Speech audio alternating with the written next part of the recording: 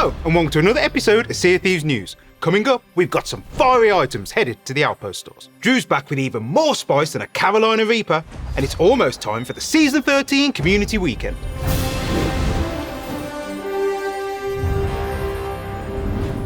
The Season 13 Community Weekend takes place from the 21st to the 23rd of September, and there's a wealth of activities and rewards to uncover. Play Sea of Thieves at any point during the weekend to unlock the Season 13 Community Weekend flag and the Shimmy Dance emote. Players can also claim the Community Spirit Firework Crate from the Merchant Alliance. And if you're feeling photogenic, we're also bringing back the picture wall to various outposts across the Sea of Thieves. Throughout the weekend, you'll be able to level up the Community Emissary grade, which will boost rewards for gold, reputation, renown, and allegiance. The Community Emissary grade is determined by how many hours of Sea of Thieves are collectively viewed on Twitch, so join your favourite creator as they set out on the waves and watch the boosts come rolling in. And that's not all! Pop-up Plunder is coming back too! At various points throughout the weekend, valuable treasure will be available to uncover on every server. You might even find the new Community Storage Crate. Perhaps it'll contain what you need to ready your ship to take on the Brute or Burning Blade. Or maybe it'll be a fully stocked crate of fish, ready to deliver to the Hunter's Call. Whatever lies within, keep your eye on our social channels for clues to where the precious plunder lies. You can also claim a new time-limited bounty voyage where you'll be committed to hunting down Flameheart's devout captains.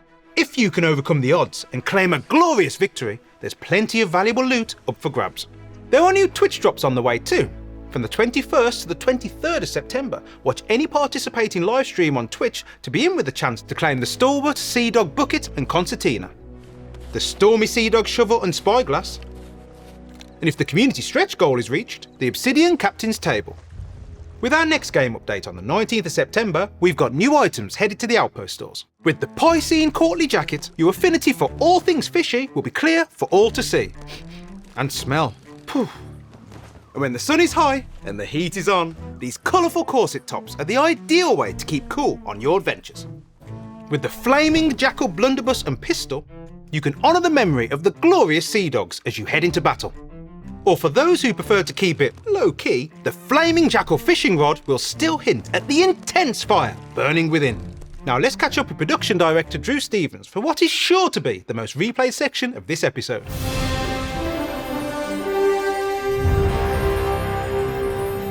The most replayed section, eh? That just sounds like a challenge. So to kick off, I want to jump back to our recent Fight Night live event. Hopefully, the first of many. The Fight Night event took place over the weekend and drew players into faction battles, rewarding double allegiance and gold for crews diving into battle. It was great to be able to spotlight Hourglass play and run an event that focuses on this competitive part of our experience. We'll be assessing how we can bring this back as a regular event as part of our live calendar in the future. We have to acknowledge though that this event had some challenges that we need to address before we can bring that back. Cheat reports increased over the weekend, with players encountering cheaters in some of their battles. We've got some work here to harden up the experience. Alongside these reports, we saw many players using launch exploits to gain an advantage in combat. This is a priority area for us game-wide right now, and the team are working on fixes to these exploits. The team are also investigating reports of crews becoming stuck underwater during dives, so that we can make this a more robust experience in the future. While there's no doubt some issues for us to tackle here, I'm excited to get this event into our regular live calendar for everyone to enjoy. Next up, let's talk about the hot topic of weapon balancing. Our August update came with the rework to the Blunderbuss, with its one-hit kill removed and a powered-up knockback in its place. Maybe a tad too powerful on reflection. The team have been watching plenty of gameplay, monitoring your feedback, and checking our live stats following launch, and assessing what further balancing work is needed to tune this recent rework. The team are working on tweaking the knockback power, bringing it in a little closer and more controlled, while also improving knockback consistency. The goal here is to strike that balance in aiding defensive play, while reducing those scenarios where attackers still have the upper hand. We know there's a fine balance here between defensive and offensive play, and these changes are going through insiders testing, and we'll release these out to live when we're happy with the balancing.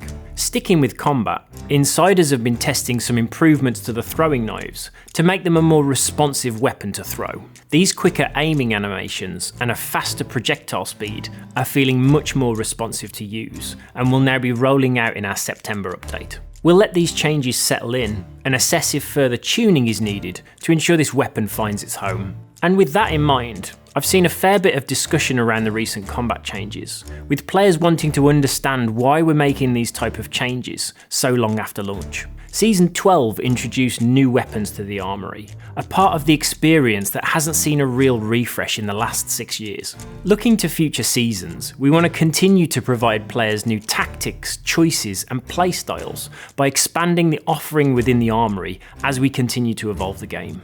Alongside the expansion of the armoury, we've also been assessing the role and identity of our existing weapons to ensure they have a clear role in combat. Our goal is for each weapon to have a clear area where they thrive, but also have counters to bring more tactical decision making into your loadout choices. With the grapple gun coming in Season 14, the Blunderbuss was prioritised to ensure we could balance encounters with this new traversal tool coming in. Looking past the changes I've discussed here though, we're going to pause further changes to our existing weapons, so that we can focus on the launch of Season 14 and let these new additions settle into the meta. Now let's hand back to Daryl, if you've got time.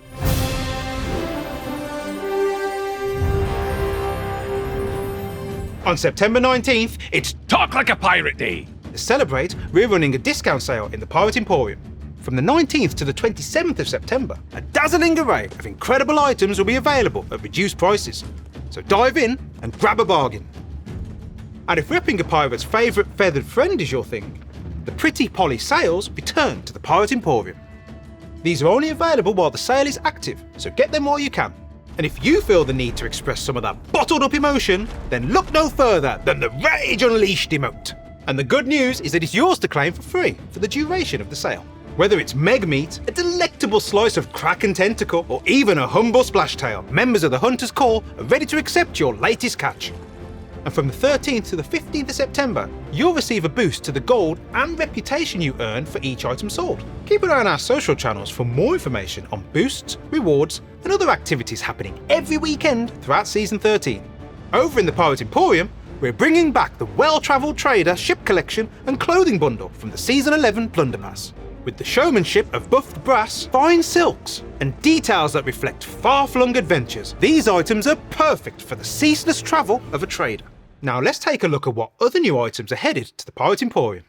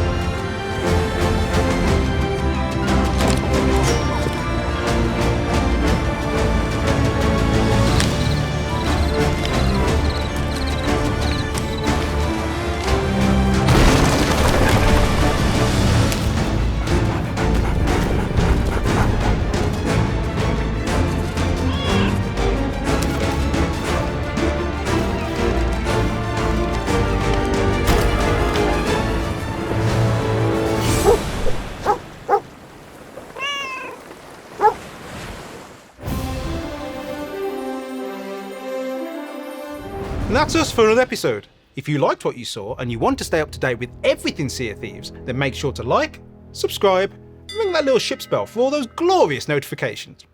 Cheers.